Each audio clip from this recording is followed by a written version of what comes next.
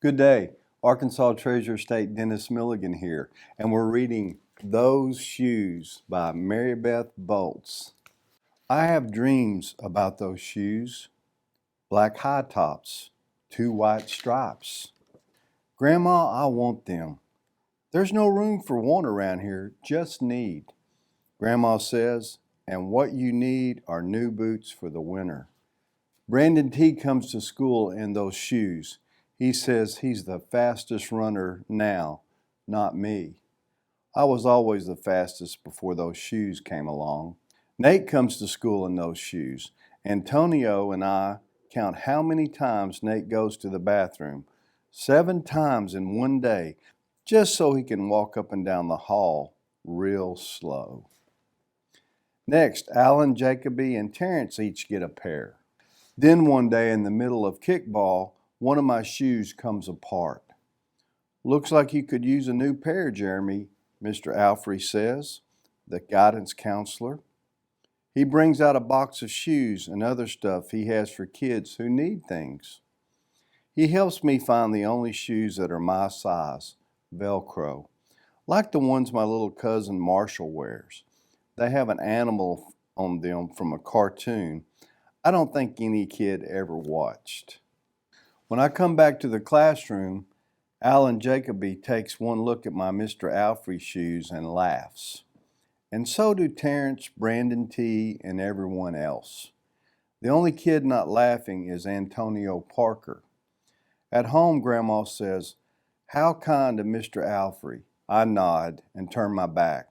I'm not going to cry about any dumb shoes. But when I'm writing my spelling words later, every word looks like the word shoes. And my grip is so tight on my pencil, I think it might bust. On Saturday, Grandma says, "Let's check out those shoes you're wanting so much." I got a little money set aside. Might be enough, you never know.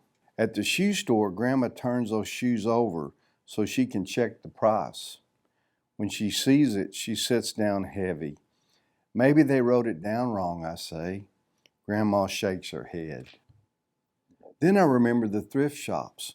What if there's a rich kid who outgrew his or got 2 pairs for Christmas and had to give one of them away?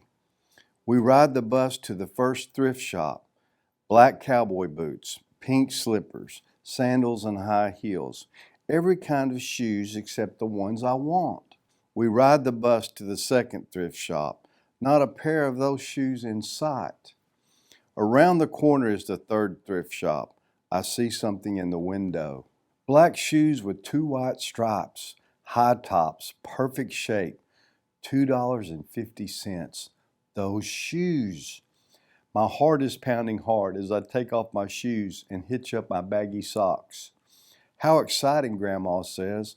"What size are they?"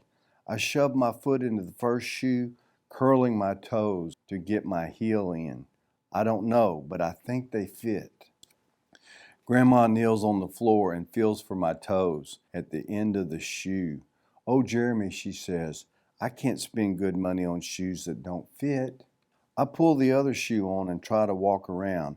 "They're okay," I say, holding my breath and praying that my toes will fall off right then and there. But my toes won't fall off. I buy them anyway with my own money, and I squeeze them on and limp to the bus stop. At home a few days later, Grandma puts a new pair of snow boots in my closet and doesn't say a word about my 2 big feet shuffling around in my 2 small shoes. "Sometimes shoes stretch," I say. Grandma gives me a hug. I check every day, but those shoes don't stretch. I have to wear my Mr. Alfrey's to school instead. One day during math, I glance at Antonio's shoes. One of them is taped up, and his feet look smaller than mine. After school, I head to the park to think. Antonio is there, the only kid who didn't laugh at my Mr. Alfrey shoes. We shoot baskets. A loose piece of tape on Antonio's shoes smacks the concrete every time he jumps. I think I'm not going to do it. We leap off the swings. I'm not going to do it. We race from one end of the playground to the other. "I'm not going to do it," I say. "Do what?" Antonio says, breathing hard. Grandma calls me for supper and invites Antonio over too. After supper, he spies my shoes.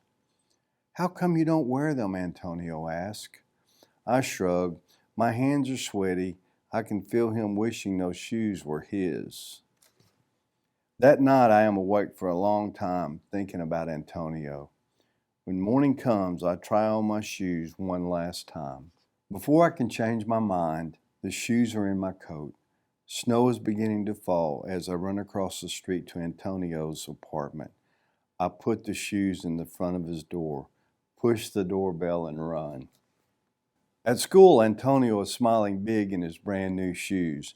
I feel happy when I look at his face and mad when I look at my Mr. Alfrey shoes.